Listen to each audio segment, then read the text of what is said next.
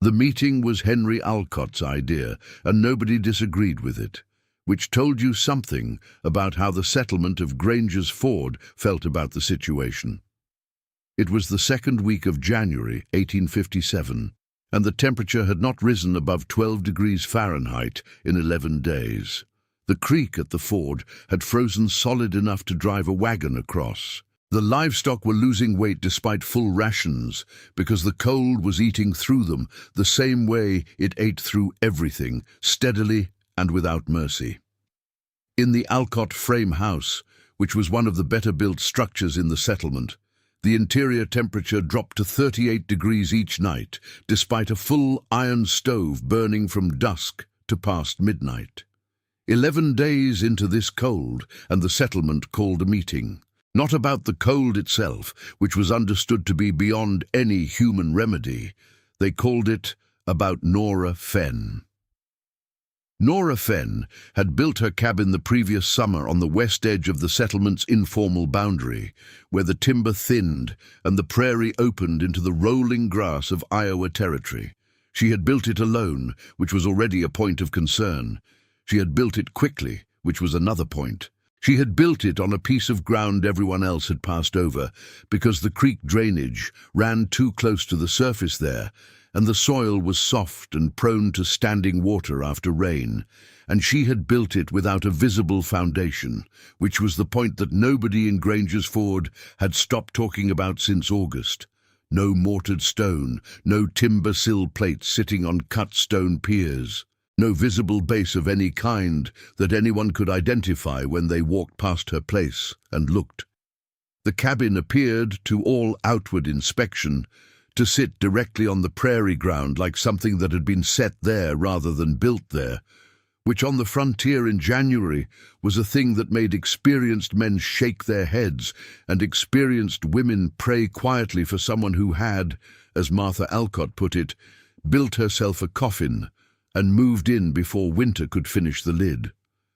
The question before the meeting was whether to ride out with food and blankets before they found her frozen, or whether to wait until the cold broke and send someone to assess the situation first. It was Robert Cass who ended the argument. Robert was 61 years old and had been building on the Iowa frontier since 1842, which meant he had seen more cabin failures than anyone else in Granger's Ford, and had his own opinions about what killed people and what didn't.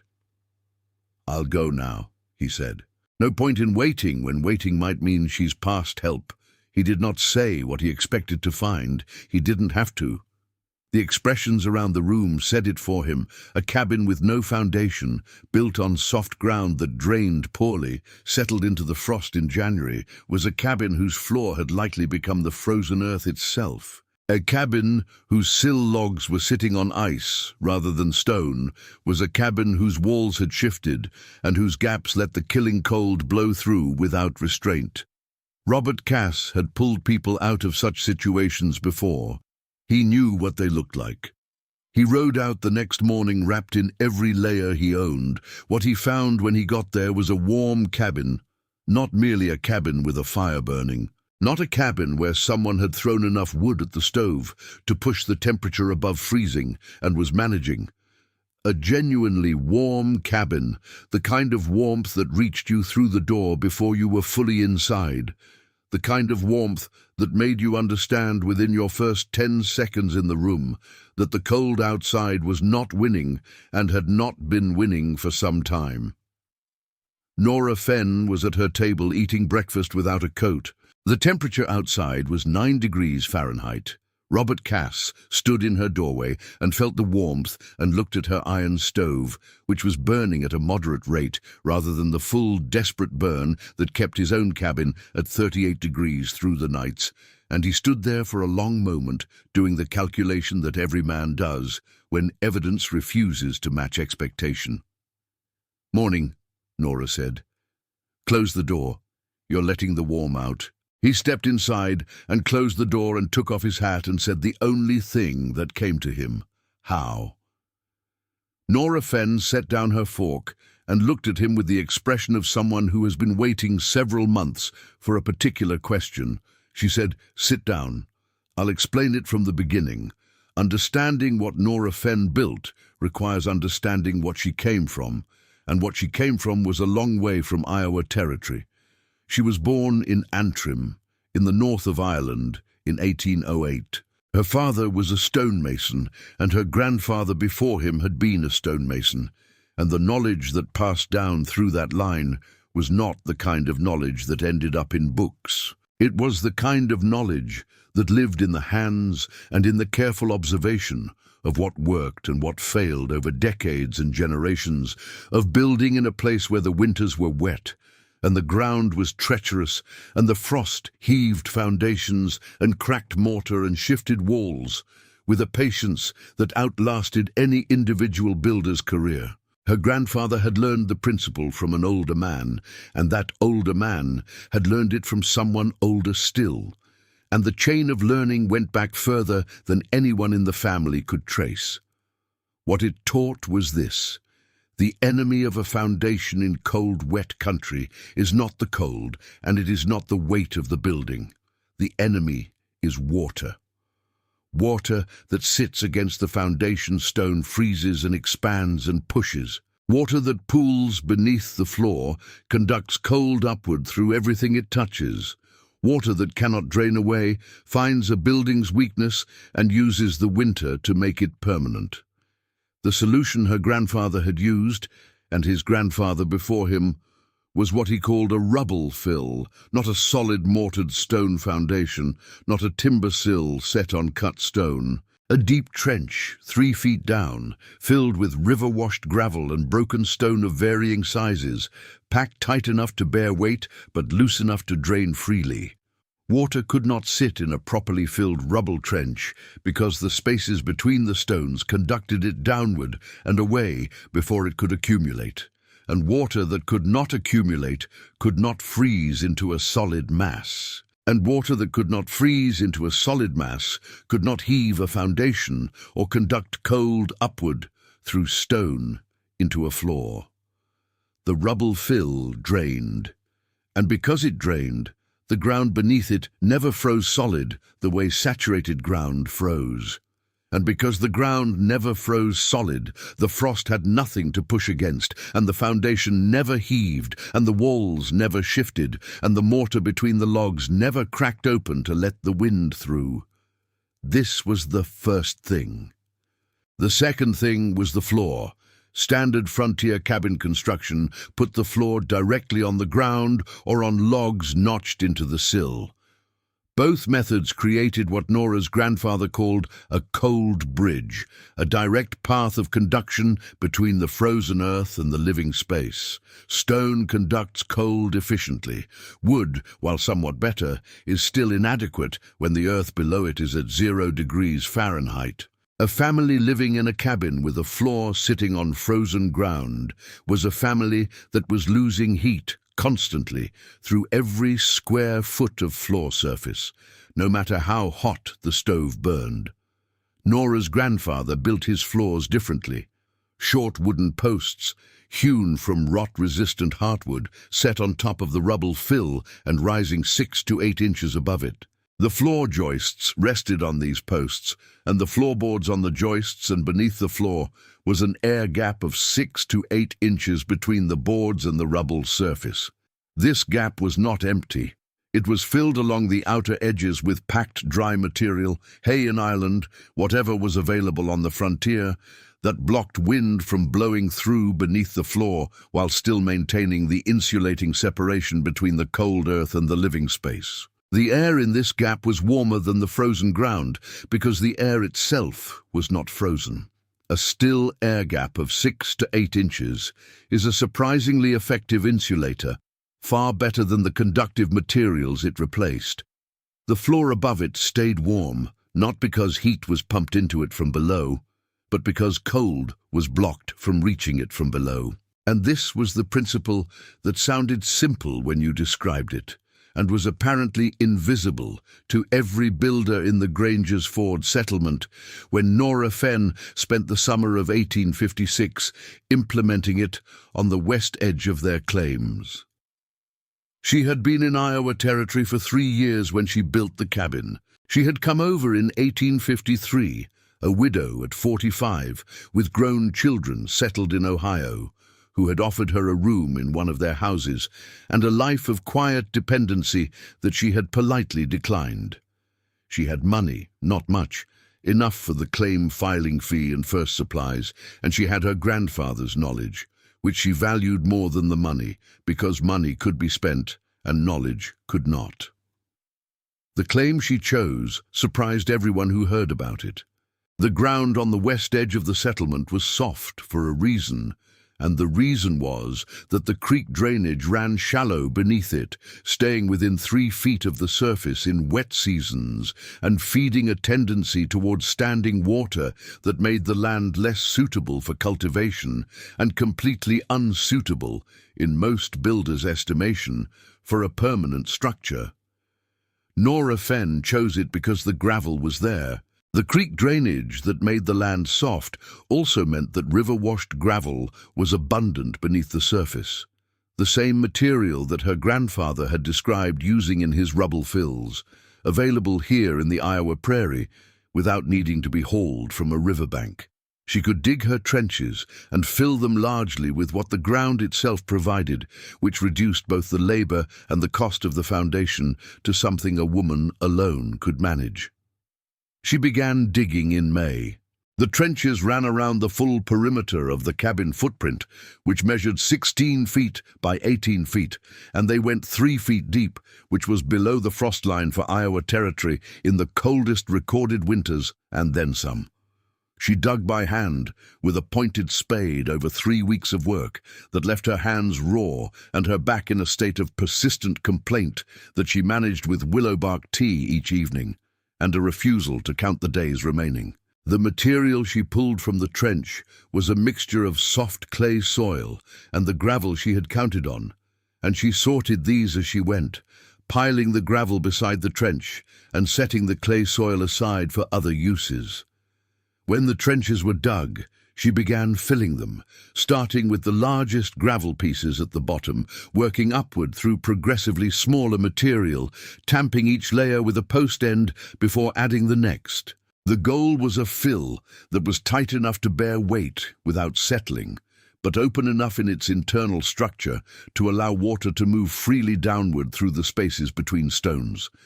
Her neighbor to the east, a man named Gerhard Scholl, who had been in Iowa Territory since 1849 and had strong opinions about construction derived from building 7 structures on the frontier, watched her dig and fill and watched her work, and came over one afternoon in June. "What are you putting in the ground?" he asked. "Foundation," she said. "That's not a foundation. A foundation is stone. That's gravel." She filled another shovel into the trench. "The gravel drains," she said. "Stone mortared together holds water. When the water freezes in the mortar, it pushes." She kept shoveling. "This won't push." Gerhard Scholl watched her for a moment. He had built his own cabin in 1849 on a mortared limestone foundation that had heaved its north corner 6 inches out of level by the spring of 1851 and never fully recovered. He did not mention this. "Gravel won't hold a building through a winter," he said. "It'll shift." She said, "It's held buildings in Ireland for 200 years. He went home and told his wife that the Fenn woman was making a mistake she would understand by February. And his wife said she hoped not, because a woman alone in a failed cabin in February was a problem for everyone. And Gerhard said he'd mentioned it, and there was nothing more he could do. She framed the walls in June and July, cutting timber from the woodlot on the north end of her claim. The logs were not massive. She was working alone, and she selected pieces she could handle rather than the heaviest timber available. What she lacked in log diameter, she made up in chinking technique, packing the gaps between courses with a clay and grass mixture applied in layers that she let dry between applications, creating a seal that was flexible enough to accommodate the slight movement that any timber structure made over the course of seasons, without cracking completely open the way rigid mortar did. The floor system she built before she closed the roof. The short foundation posts she cut from heartwood cedar, which she had learned from her grandfather, resisted rot far better than pine or oak in damp ground conditions. Each post was 18 inches long, its base set directly on the compacted gravel of the rubble fill, its top cut level to receive the floor joists. She spaced them every 4 feet in both directions across the cabin floor area, creating a grid of cedar supports that held the joists 8 inches above the gravel surface.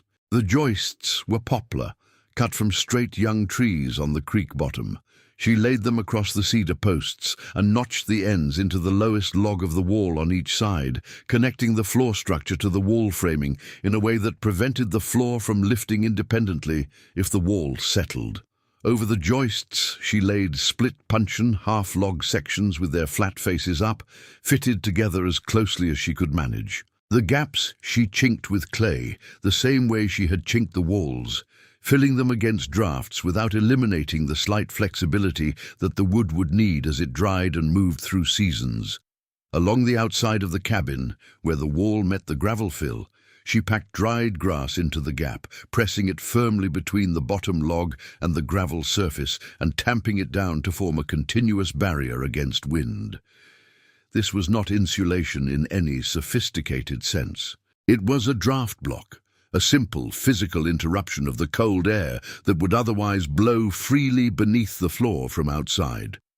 The combination of the air gap above the gravel and the grass-blocked perimeter meant that the air beneath her floor was still and protected, rather than in constant exchange with the 9-degree air outside.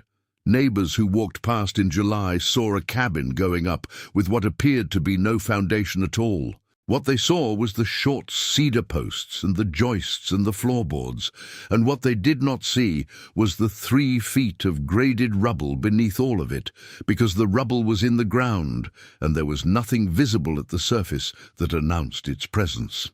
The cabin appeared to float on the prairie, its bottom log barely clear of the ground, which looked to experienced frontier eyes like precisely the kind of construction that would end badly. Henry Alcott stopped by in August when the cabin was nearly closed in.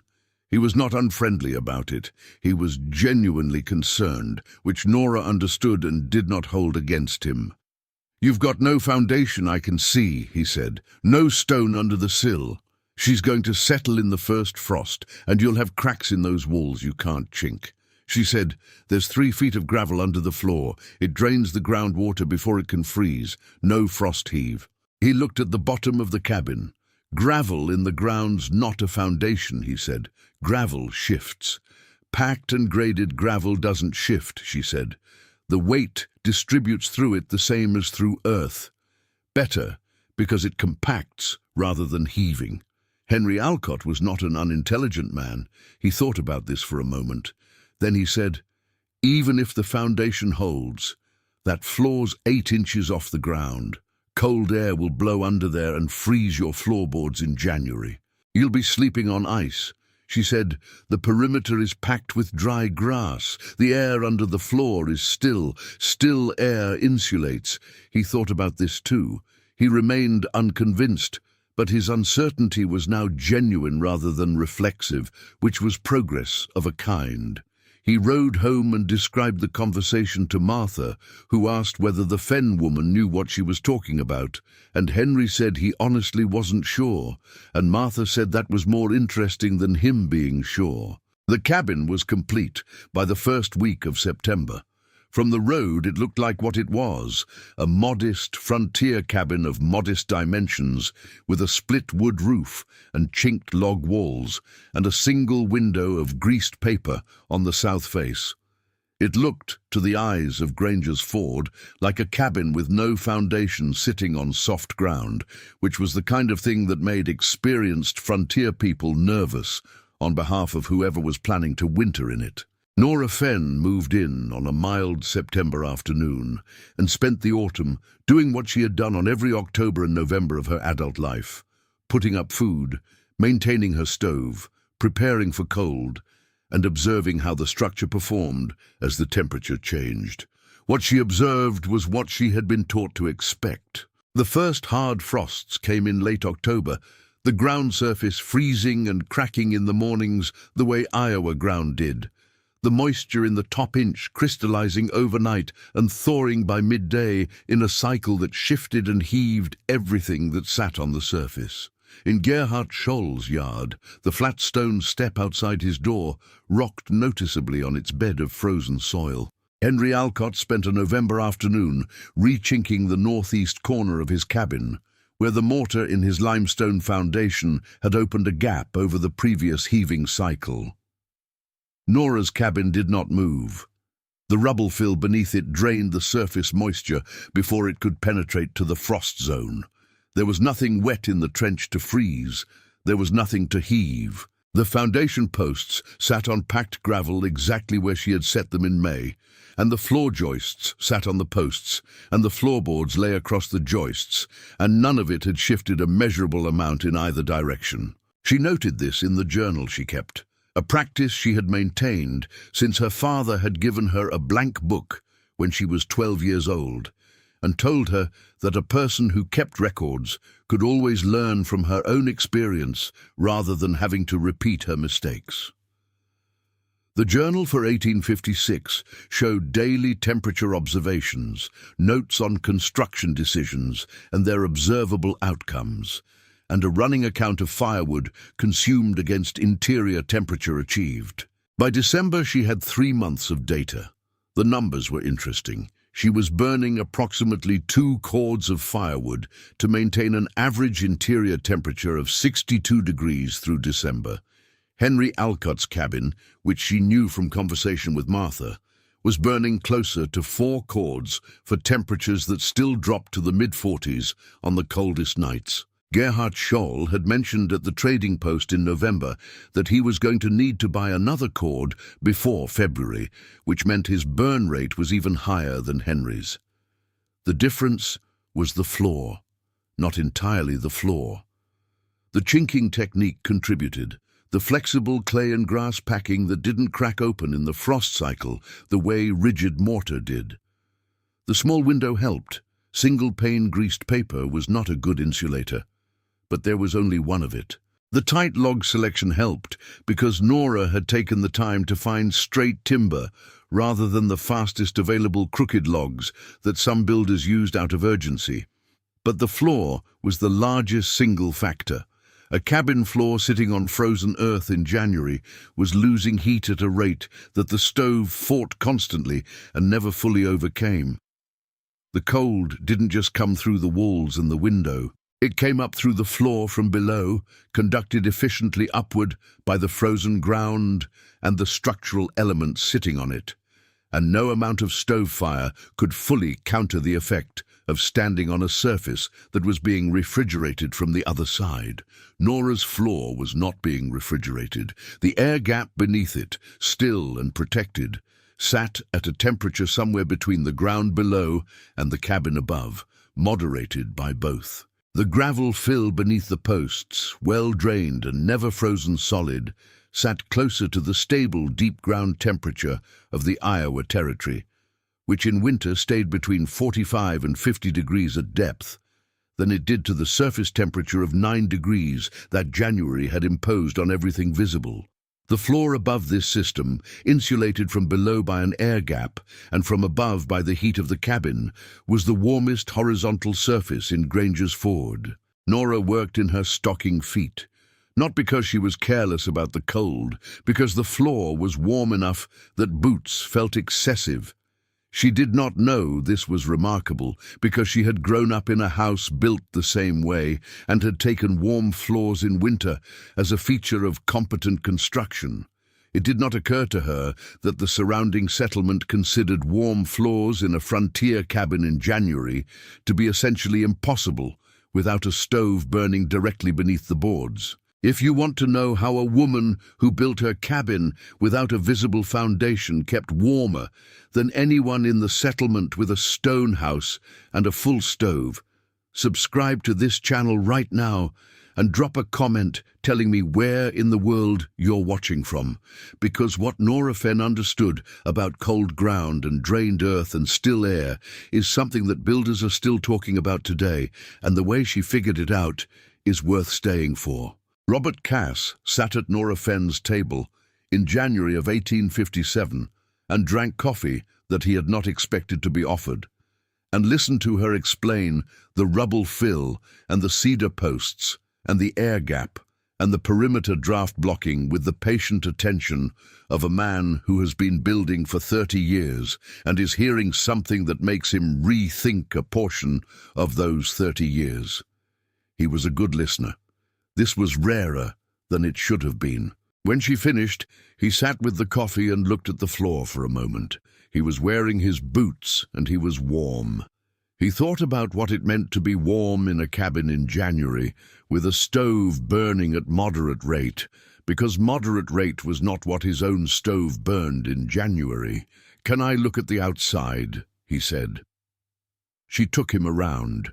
She showed him the perimeter of the cabin where the bottom log met the gravel fill, the packed grass visible in the narrow gap at the base. She described the rubble fill in the ground, 3 feet down, graded from large stones at the bottom to smaller gravel at the top. She showed him the short cedar posts visible beneath the cabin floor from outside, the joists sitting on them, the boards above. She described how the air gap worked and why a still airspace insulated differently from a moving airspace. Robert Cass crouched and looked under the cabin floor and felt the air coming from beneath it, which was not the 9-degree air from outside. It was cool, but not freezing. It was the air of a still space protected from the outdoor cold by the perimeter blocking and warmed slightly from above by the cabin's heat.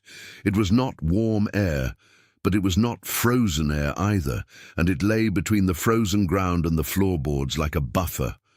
He looked at Nora. He said, "The posts, they're not sinking?" "No shifting at all," she said. "The gravel compacts. It doesn't heave because the water drains through before it can freeze." He was quiet for a moment. "In 1849, he said, I built a cabin on mortared limestone, and by spring the northeast corner had heaved 3 inches. I spent 2 summers trying to fix it." Nora said, "The mortar holds the water against the stone. When it freezes, it has nowhere to expand except outward." "Yes," he said, still looking under the floor. "That's exactly what it does." He went back to town and reported to the meeting, which had reconvened at Henry Alcott's house, to hear what he'd found. He stood in front of 15 people and said, "She's fine, she's warm. Her stove's running at half what most of ours run, and she's warmer than any of us." The room was quiet for a moment. Henry Alcott said, "How?"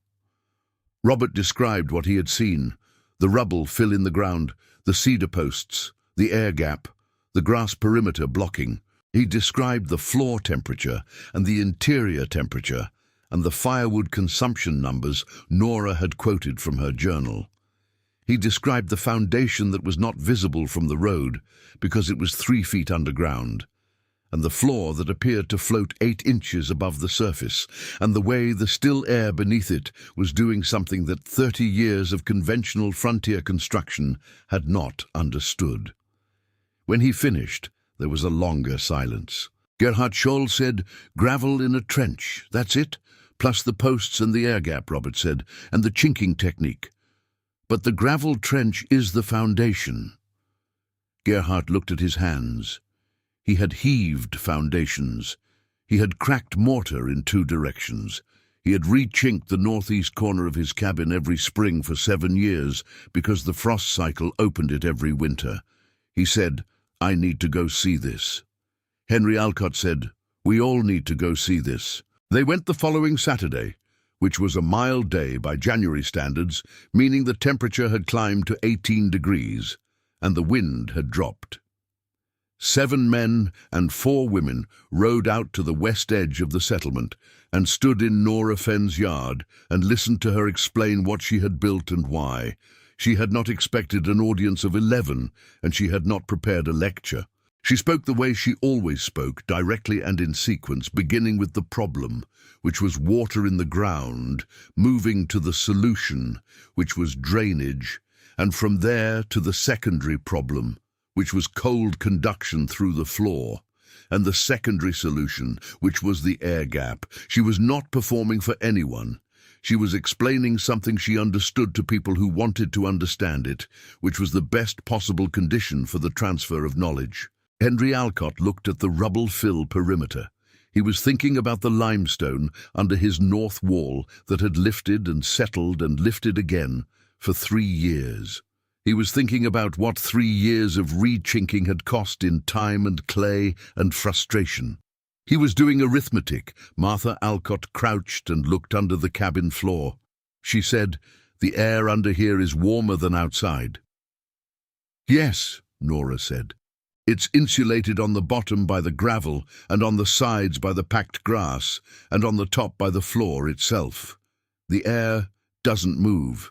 Still air holds temperature." Martha stood up. She looked at her husband. He was still looking at the limestone foundation problem. The women in the group asked the practical questions first. How long did the trench take to dig? What size gravel worked best? How far apart were the posts? How thick was the grass packing at the perimeter?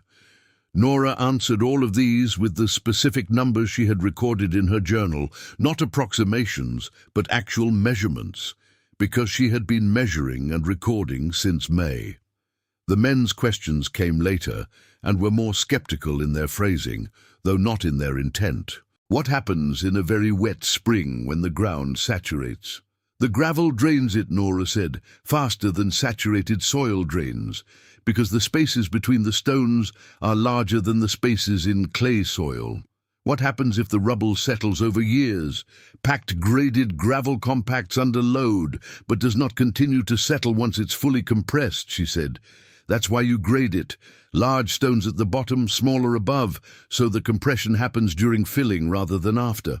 Robert Cass, who had already heard most of this, watched the group's questions shift from skeptical to practical, and then to planning, which was the trajectory he had hoped for.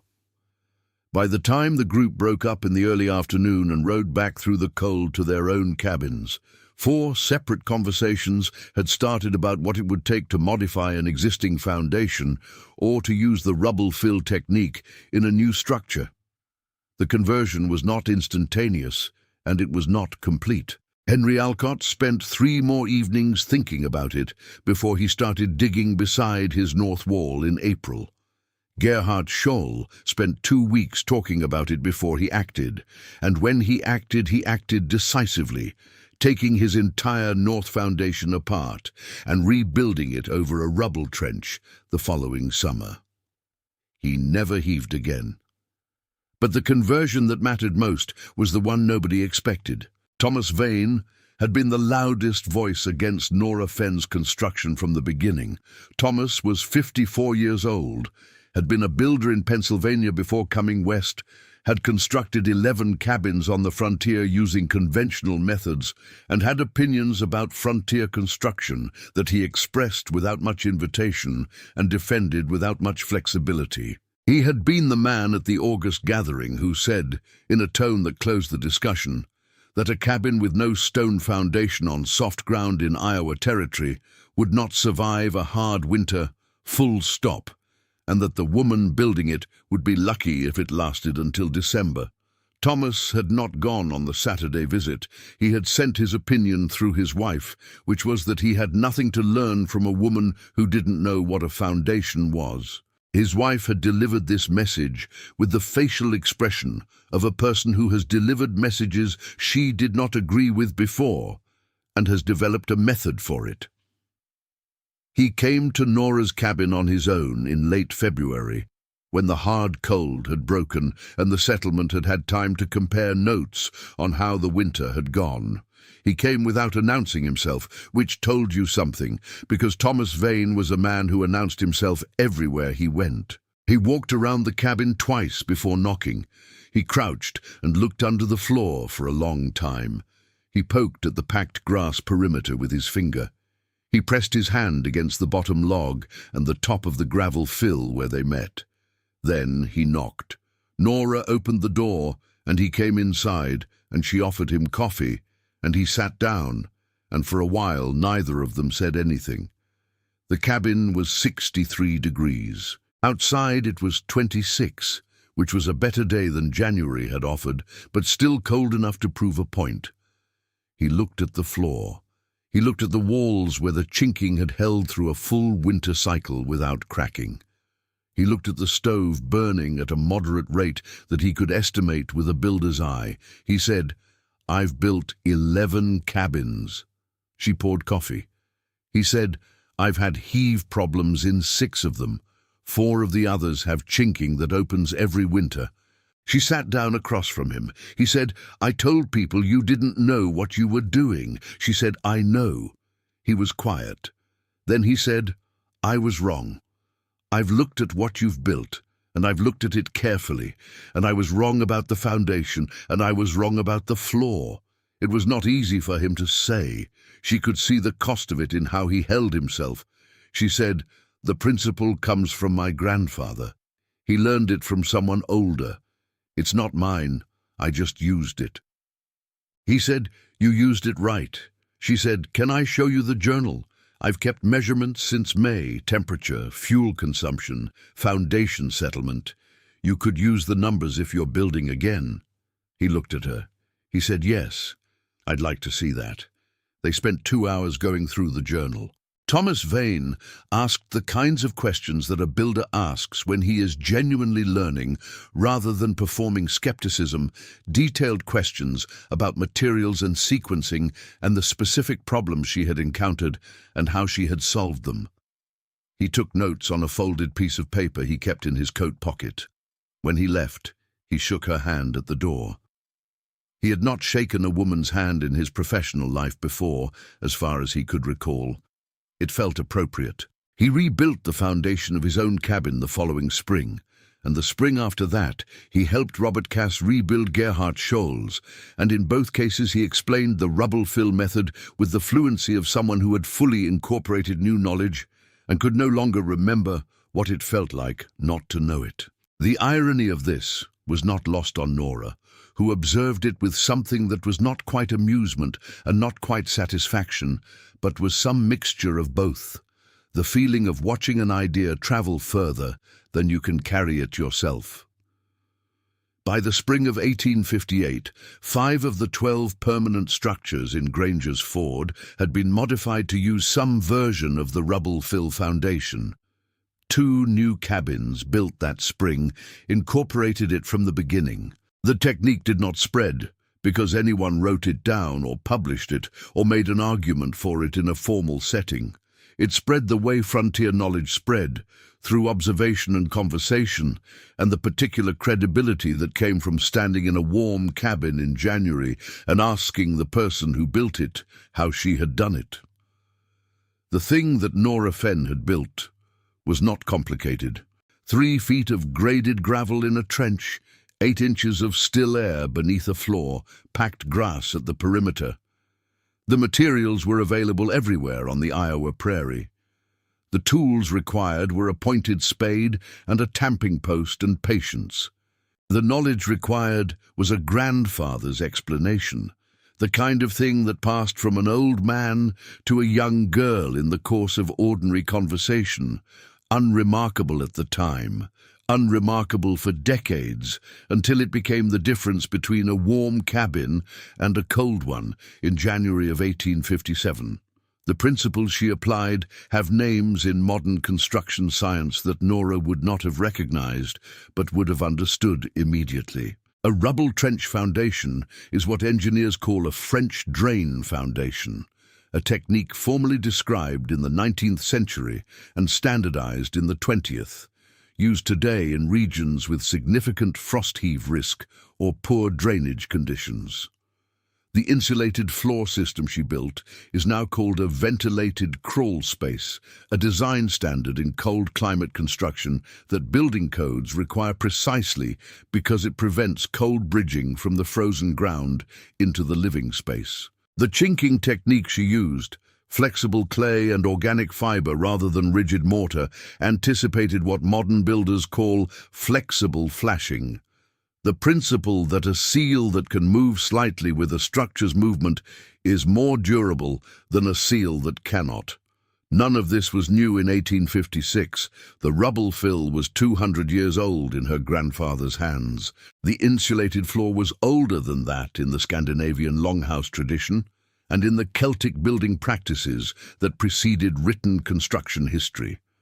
What was new in Granger's Ford, Iowa territory in the winter of 1857 was that it was there, implemented by a woman who had been told it wouldn't work, and it was warmer than every stone house in town.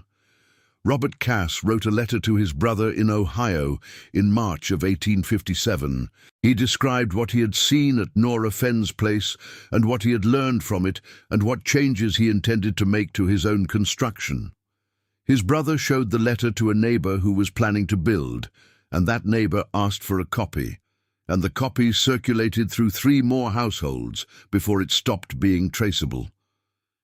Ideas that work tend to travel. They do not always travel with credit attached. The rubble-fill foundations spread through the Iowa frontier settlement by settlement over the following decade, carried by builders who had seen it work and could describe the method, who had learned it from someone who had seen it work, who could not always remember where it had started or who had figured it out first.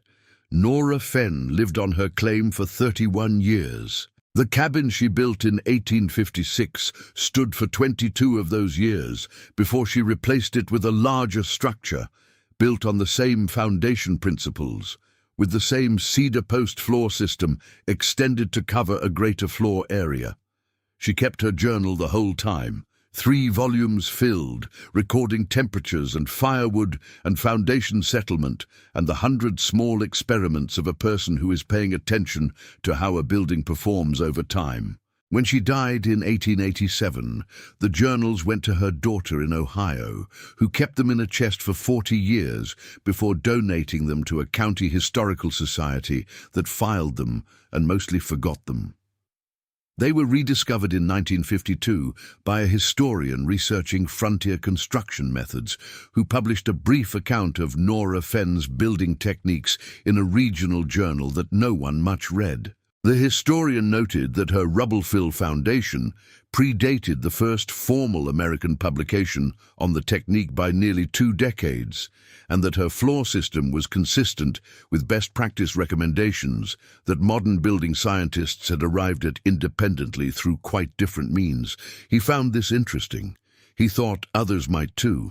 He was right, though it took longer than he expected for the information to find its audience.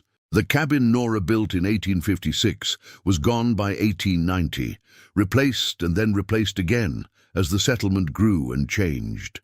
But the rubble-filled trench she dug remained in the ground on the west edge of what became the town of Granger's Ford, 3 feet of graded river gravel below where a foundation now stood, doing what it had always done, draining water, preventing heave, keeping the structure above it from moving through the cycles of winter and thaw that worked on every other foundation in town. You could dig it up and find it today. It would look like gravel in a trench, which is what it was.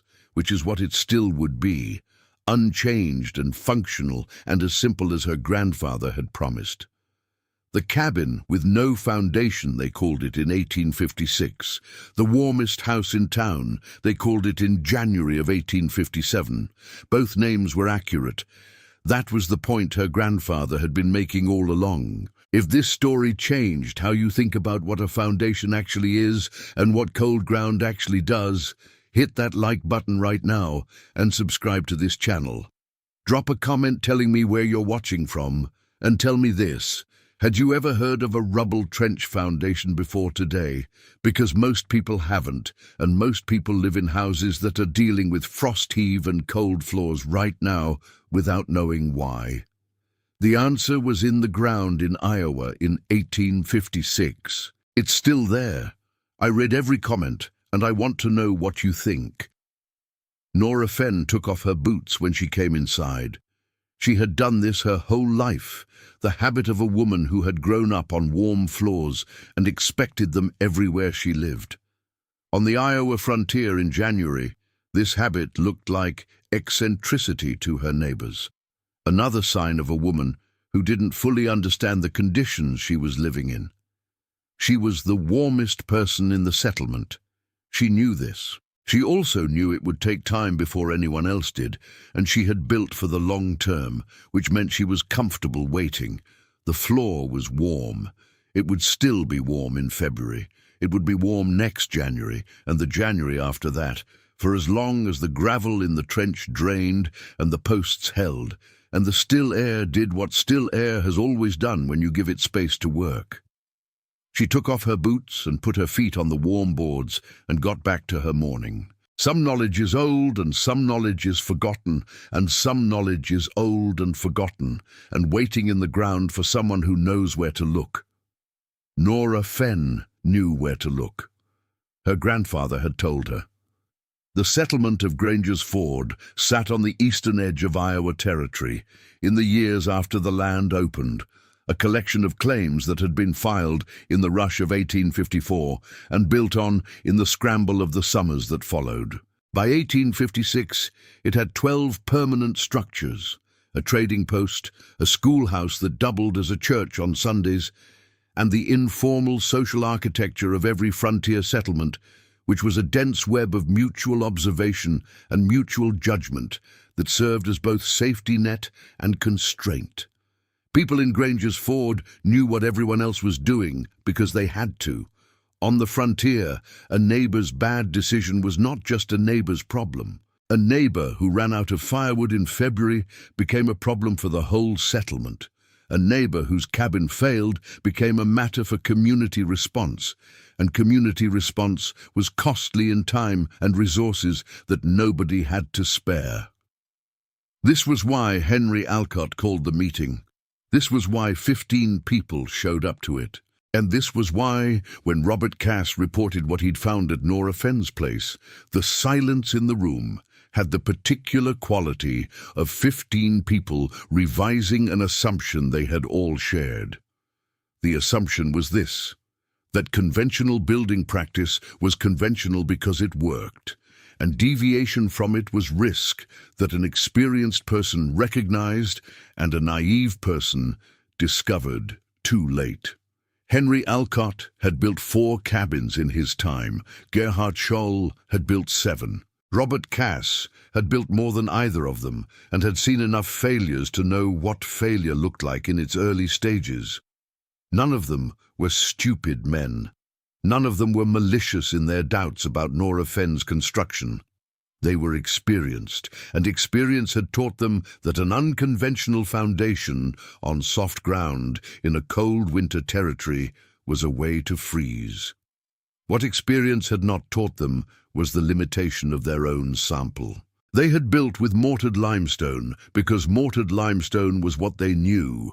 They had not built with rubble fill because no one in their experience had built with rubble fill, which meant their accumulated knowledge of frontier construction included no examples of it working and several examples of mortared stone heaving, cracking, and failing. From this sample they had drawn a general conclusion that now required revision. This is the thing about experience that Nora's grandfather had tried to explain to her when she was young and resistant to being taught. Experience is a record, he said, not a rule. What you have done before tells you what has worked before in the conditions where you tried it. It does not tell you what will work in different conditions or with different materials or for someone who understands something that you haven't learned yet. When your experience says one thing and the evidence says another, believe the evidence and update the experience. She had been 12 when he said this. She had not fully understood it then. She had understood it better every decade since. Robert Cass brought a new man to visit Nora's claim 2 weeks after his January report to the settlement. His name was Franklin Webb, and he had arrived in Granger's Ford in October with his wife and 3 children, planning to build in the spring. And he had spent the winter listening to the settlement's accumulated knowledge about construction and climate and survival, and sorting it into what seemed reliable and what seemed like opinion dressed as fact. He was 37 years old, a carpenter by trade from New York State, with the systematic thinking of a man who had built professionally and had learned to ask why a method worked rather than simply following it, because the last man had. He had heard about the Fenn cabin from 4 different people and had noticed that the descriptions varied interestingly. Those who hadn't visited it describing a dangerous eccentricity. those who had visited it, describing something they didn't fully understand but couldn't argue with. Franklin Webb spent 3 hours at Nora's claim. He asked more technical questions than anyone before him, getting into the specific dimensions of the rubble fill, the grading ratios she'd used between large stone and small gravel, the exact height of the cedar posts, the species of wood, and the treatment she had given them before setting them. He asked about moisture under the floor, whether condensation formed on the underside of the boards, in temperature transitions between seasons, and whether she had observed any wood degradation in the joists after a full year. Nora answered from her journal, reading directly where she had recorded specific observations. The joists showed no degradation. The post bases showed no rot. The gravel surface under the floor was dry to the touch, even after the heavy rains of September. The boards showed some cupping at the edges from the seasonal moisture movement she expected in any puncheon floor, but no warping or splitting beyond normal. Franklin Webb sat in silence for a while after she finished. Then he said, "You've done something that I've seen described in a building manual from Scotland, a technique for wet ground construction. I couldn't find anyone who'd used it here. Her grandfather learned it from a stonemason who had worked in the old country," she said. "I don't know how old the technique is, older than anyone can trace, probably." He nodded slowly. "In New York State," he said, "I built 2 foundations that heaved. I took them apart and rebuilt them twice each. Nobody told me about drainage. They just said use stone and mortar, and that's what I did." She said, "The mortar is the problem. It holds the water in contact with the stone." He said, "I understand that now." He paused. "I'm going to build this spring. I'm going to use your method." She said, "I'll show you the journal. Take notes on whatever you need." He stayed another hour taking notes. He left with a full page of measurements and ratios and the specific dimensions of her cedar post grid. He built his cabin in the spring of 1857 using a rubble-fill foundation and an insulated floor system based on what he had recorded at Nora's place, adapted slightly for the drier ground conditions of his own claim site. His floor was warmer than any frame house he had built in New York State. He told this to people.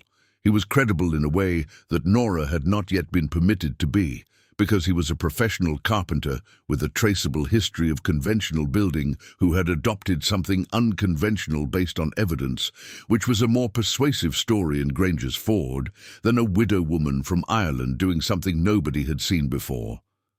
This was not justice. It was also not surprising. Nora accepted it with the equanimity of someone who had stopped expecting credit to travel at the same speed as knowledge. The method spread. That was the thing that mattered. Through the summer and autumn of 1857 and into the building seasons that followed, the rubble-fill foundation moved through the settlement and beyond it, carried by builders who had seen it, tried it, found it effective, and described it to other builders facing the same problems of frost heave and cold floors and mortar cracking open every spring. By 1860, it was not unusual in the eastern Iowa Territory. By 1865, it was common enough that people building with it no longer thought of it as unusual or remembered where they had first heard of it. That is how useful knowledge moves in a world without books or newspapers or institutions to certify and distribute it. It moves person to person, modified slightly by each person's conditions, stripped of attribution by the time it has passed through 4 or 5 hands, and eventually it becomes simply what people do, the conventional practice that the next generation learns from the previous one and takes as given. In 1905, a county historian, writing about the early settlement period of Granger's Ford, noted that the town's older buildings showed a notably low rate of foundation failure compared to neighboring settlements, and speculated that this might reflect some particular geological advantage of the site. He did not know about Nora Fenn. He had found no record of her in the county files, no deed in her name, no entry in the settlement register. The claim had passed out of her possession after her death in the ordinary way of such things. The land folded into larger holdings and then into smaller parcels again, the names on the documents changing as the years went by. If he had known where to look, he would have found the gravel. 3 feet of graded river stone in a trench below the oldest foundations, doing its quiet work of drainage and load distribution, unchanged since a woman with a pointed spade and her grandfather's instructions had put it there in the summer of 1856. He would have found it warm and dry and functional. He would have found it exactly as she left it.